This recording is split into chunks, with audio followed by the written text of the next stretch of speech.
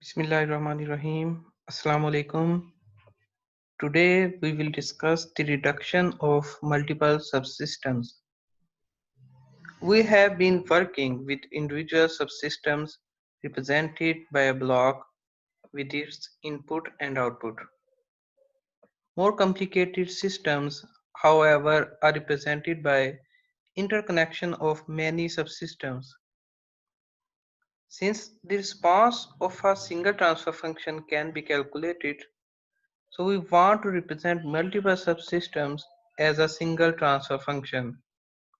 We can then apply the analytical techniques already studied to obtain transient response information about the entire system.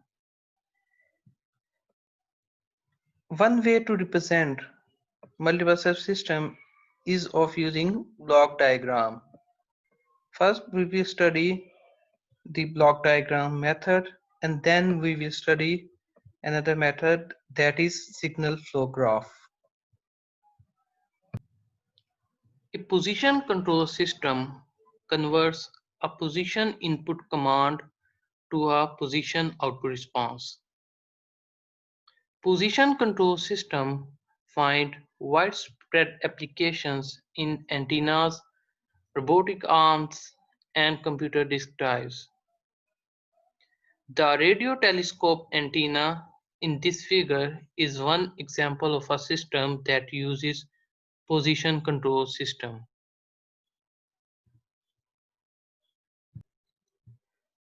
Here, theta I is the input angle. Potentiometer is transducer which will convert the position command into voltage. Differential amplifier and power amplifier will be used as controller to control the motor, and motor output is given to the antenna using gear train, and output potentiometer will be used as output transducer to convert back the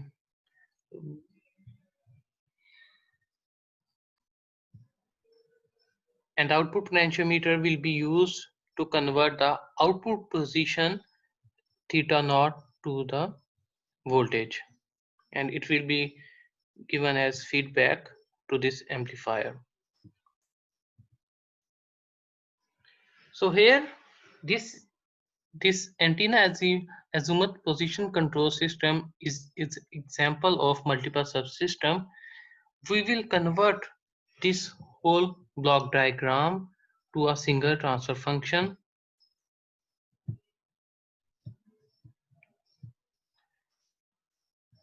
There are multiple blocks here.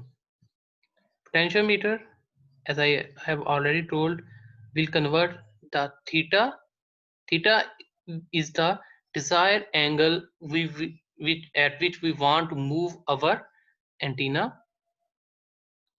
Potentiometer is used to convert this position into voltage. And here we have a feedback angle, output angle. This K potentiometer will convert this output angle to voltage. Both voltage will be subtracted and will give us error voltage. Preamplifier and power amplifier are used as controller for the motor. By changing the values of these parameters, we can change the speed of the motor by which it reaches the desired angle. By comparing this transfer function with the DC motor, we came to know that the motor used here is a DC motor. Its input is armature voltage and output is mechanical work. So theta is the position of the motor. Gear train will be used to convert the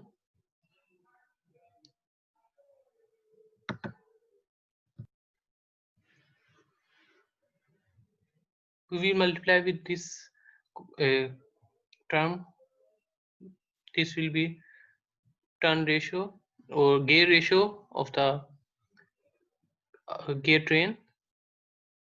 So we will convert this mechanical position from this motor position to the azimuth position. We can get this. Okay, so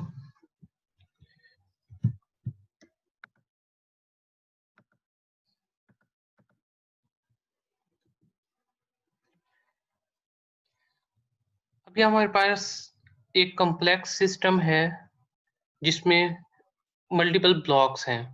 अब इन multiple blocks को हमने एक single block में convert करना है, single transfer function में convert करना है, जिसके आउटपुट ये फंक्शन होगा GFS। अभी ये किस तरह कन्वर्ट हुआ है, ये हमारा टास्क होगा इस चैप्टर का। चैप्टर नंबर 5 है टेक्स्ट बुक का।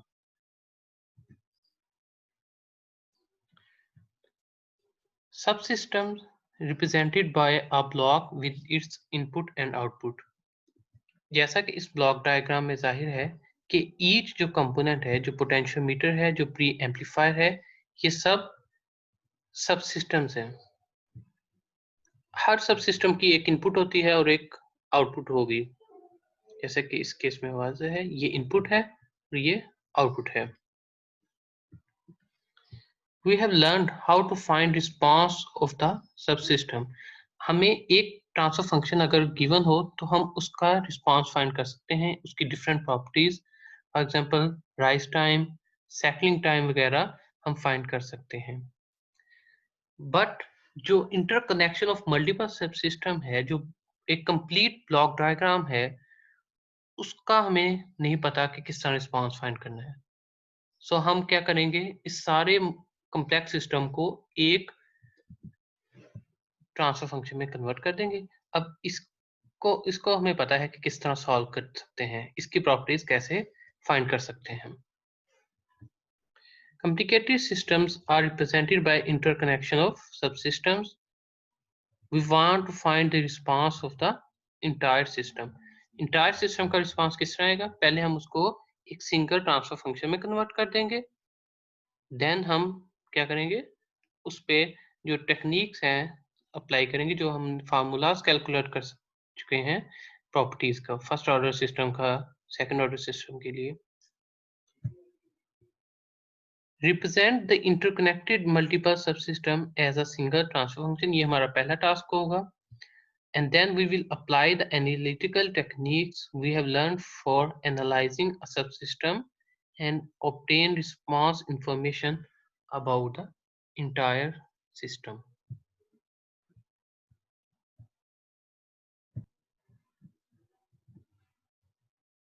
Single subsystem has only one input and output, but in a multiple subsystem we see that there are different components which we have not studied yet। इनमें से सबसे पहले तो ये एक समिंग जंक्शन हमें नजर आ रहा है, ये पॉइंट जहां से एक ही इनपुट डिफरेंट जगह पे डिस्ट्रीब्यूट हो रही है। सो अब हम इस कम्प्लेक्स सिस्टम के डिफरेंट पार्ट्स देखेंगे। ये सिस्टम जो है एक मल्टीपल सब सिस्टम की एग्जांपल है। कौन कौन से कंपोनेंट्स यूज होते हैं एक ब्लॉक डायग्राम में और लीनियर टाइम इनवेरिएंट सिस्टम की ब्लॉक डायग्राम में?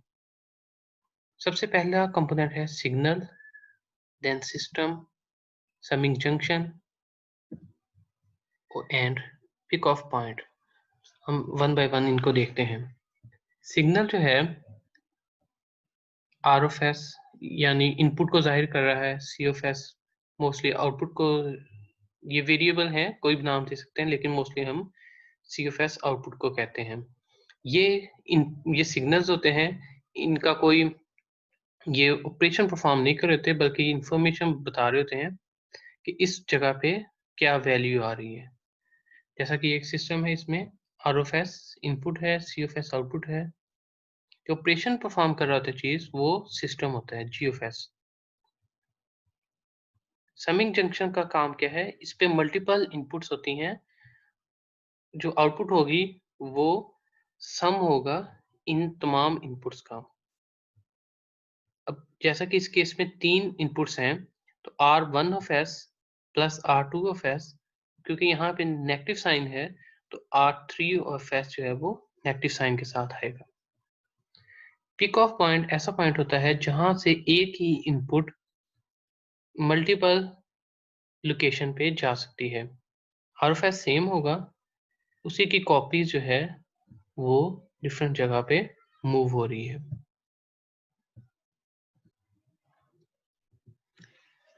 Next, we will study the common topologies for interconnecting subsystems.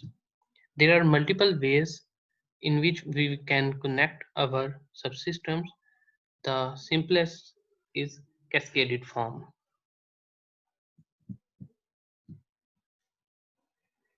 In a cascaded subsystem, intermediate signal values are shown at the output of each subsystem. Each signal is derived from the product of the input times the transfer function.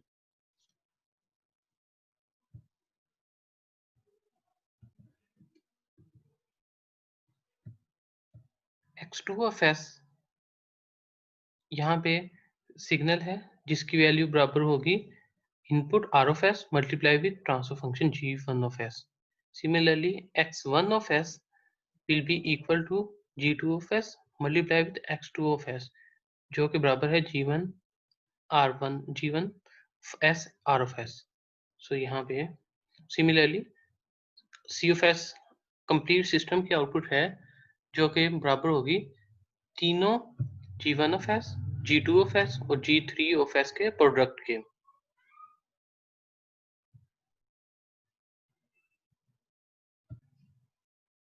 Cascaded system ऐसे system को कहते हैं जहां पे output of one system is the input of next system. तो ये सबसे simple सा है, जो कंप्लीट आउटपुट होगी वो तमाम जितने भी ट्रांसफर फंक्शन आ रहे हैं उनके प्रोडक्ट्स के इक्वल होगी, जैसा कि यहाँ पे शो किया गया। सी ऑफ एस आउटपुट है, आर एस इनपुट है। हमने एक कंप्लीट ट्रांसफर फंक्शन फाइंड करना है, तो सिंपल क्या करें, जितने भी ट्रांसफर फंक्शन आ रहे हैं उन सबको आपस में मल्टीप्लाई करते हैं। अब यहाँ पे देखें कोई भी पिक ऑफ पॉइंट नहीं है दरमियान में आ रहा और कोई भी समिंग जंक्शन नहीं आ रहा, डायरेक्ट जो है आउटपुट वो इनपुट बन रही है नेक्स्ट सिस्टम की।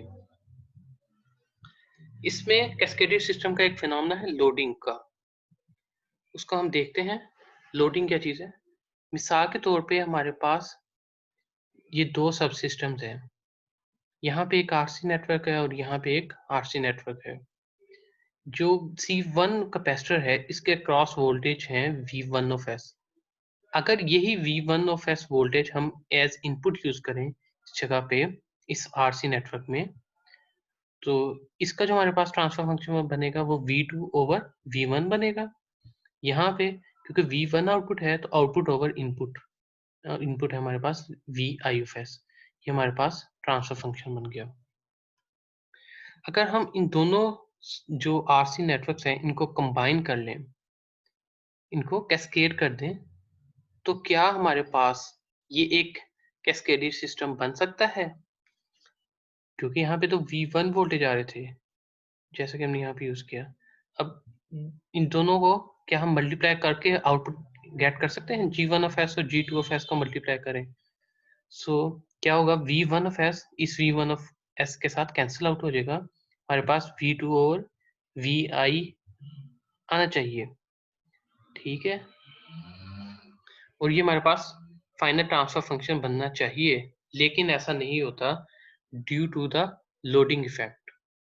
लोडिंग इफेक्ट क्या है? मिसाल के तौर पे अगर इस सेकंड नेटवर्क में इम्पीडेंस चेंज होती है, तो क्योंकि ये जो फर्स्ट ब्लॉक है, फर्स्ट सब सिस्टम है, ये इंडिपेंडेंट नहीं है सेकंड से। अगर इधर इम्पीडेंस चेंज होती है, करंट चेंज होगा, तो यहाँ भी क्या होगा, यहाँ भी वैल्यू जो है वो चेंज हो जाएंगी। ठीक है, इसको हम लोडिंग के इफेक्ट को ऐसे भी देख सकते हैं कि फॉर एग्जांपल डाउन स्ट्रीम है, ठीक है, वाटर फ्लो कर रहा है, डाउन स्ट्रीम पे अगर कोई रुकावट आ जाए, ठीक है, पानी का फ्लो जो है वो या लिक्विड जो है उसका फ्लो किसी तरह कम हो जाए तो अपस्ट्रीम पे भी प्रेशर बनेगा। ठीक है, सो यहाँ पे अगर इम्पीडेंस चेंज होगी तो इधर भी इसका इफेक्ट आएगा। ये दोनों एक दूसरे से इंडिपेंडेंट नहीं है, तो यहाँ पे लोडिंग इफेक्ट होगा। इस लोडिंग इफेक्ट को खत्म करने के लिए हम क्या यूज कर सकते हैं, हम एक एम्पलीफायर यूज कर सकते हैं जो कि हाई इम्पीडेंस जिसकी इनपुट होगी, तो इसका इफेक्ट जो है वो इधर नहीं जाएगा। ठीक है, सो के जो है अब इसका ट्रांसफर फंक्शन है, अब के मल्टीप्लाई करते हैं टर्म, तो अब ये एक कैस्केडेड सिस्टम की फॉर्म में इसको हम कह सकते हैं। इसका G1 ऑफ एस, इसका के ट्रांसफर फंक्शन और इसका G2 ऑफ एस, तीनों अब आपस में मल्टीप्लाई हो सकते हैं।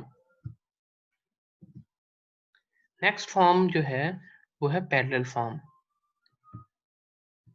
पैरेलल फॉर्म की जो आउटपुट होती है वो इंडिविजुअल जो ट्रांसफर फंक्शन है उन सब का सम होगा। अब यहाँ पे x1 है हमारे पास आउटपुट, जो कि आ रहा है input multiply with transfer function, x2 input multiply with second transfer function, similarly third transfer function multiply with input. इन तीनों का सम जो है वो हमारे पास पैरेलल फॉर्म की आउटपुट होगा। पैरेलल फॉर्म में इनपुट एक ही होगी, कॉमन इनपुट होगी, और जो आउटपुट है वो algebraic sum of the individual value जो है यहाँ से इनका सम से हम फाइंड कर सकते हैं। इक्विवेलेंट जो है वो यहाँ पे आ जाएगा तीनों ट्रांसफर फंक्शन, बिकॉज हमारे पास इनपुट सेम है, तो इंडिविजुअल ट्रांसफर फंक्शन का एल्जेब्रिक सम जो है वो हमारे पास ट्रांसफर फंक्शन आ जाएगा। हम दो तरह के कंट्रोल सिस्टम स्टडी कर चुके हैं, ओपन लूप और close loop. Open loop simplest form है, जबकि क्लोज लूप मोस्टली यूज होता है, जो कि ज्यादा जिसके एडवांटेजेस हैं, थोड़ा सा कम्प्लेक्स है लेकिन इसके एडवांटेजेस ज्यादा हैं। अब यहाँ में हमारे पास एक फीडबैक भी होगा क्लोज लूप सिस्टम में। इस तरह के सिस्टम को किस तरह सॉल्व किया जाएगा, इसको हमने क्या करना है, जी हमारे पास कंट्रोलर और प्लांट है, दो हमारे पास ट्रांसफर फंक्शन थे, क्योंकि ये कैस्केडेड सिस्टम है तो हमने उसको क्या कर दिया, दोनों को मल्टीप्लाई कर दिया। सिमिलरली आउटपुट में भी ये कैस्केडेड है, सो हमने इसको एक एच ऑफ एस में कन्वर्ट कर दिया। ये सिंप्लीफाइड मॉडल है फीडबैक फॉर्म का। हम इक्विवेलेंट ट्रांसफर फंक्शन फाइंड करना चाहते हैं फीडबैक फॉर्म के लिए। E of S will be equal to, हमारे पास ई ऑफ एस बराबर होगा R of S G1 of S minus ये जो हमारे पास फीडबैक आ रहा है।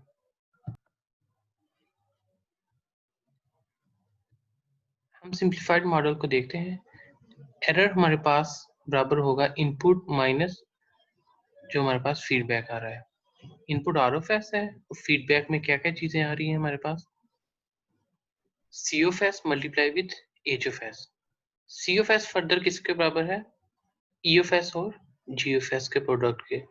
सो ई जी एच यहाँ पे हमारे पास आ गया। नेक्स्ट हमारे पास हमने आर ऑफ एस को इस तरफ मूव कर दिया, ई ऑफ एस दूसरी साइड पे आ जाएगा। सी ऑफ एस किसके बराबर है, E of S multiply with G of S के बराबर है। ठीक है, इसको हमने यूज किया है।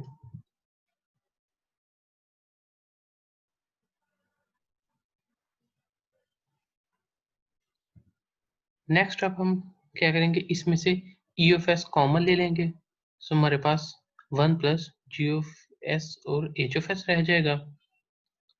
ई ऑफ एस की वैल्यू हम एंटर कर देंगे, ई ऑफ एस की वैल्यू किसके बराबर है, C of S over G of S के बराबर। सो क्या करेंगे,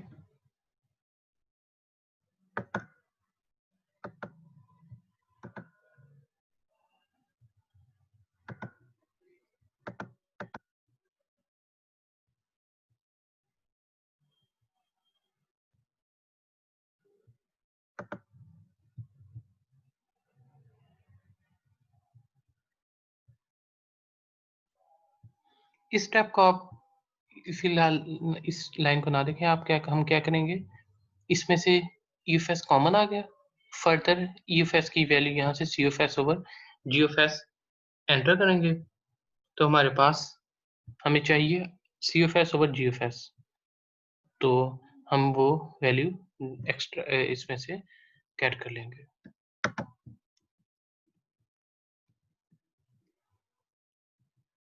ट्रांसफर फंक्शन हमारे पास आ जाएगा GFS over 1 plus GFS HFS. इसकी जो डेरिवेशन है वो मैं स्लाइड्स के साथ अटैच कर दूंगा, ठीक है।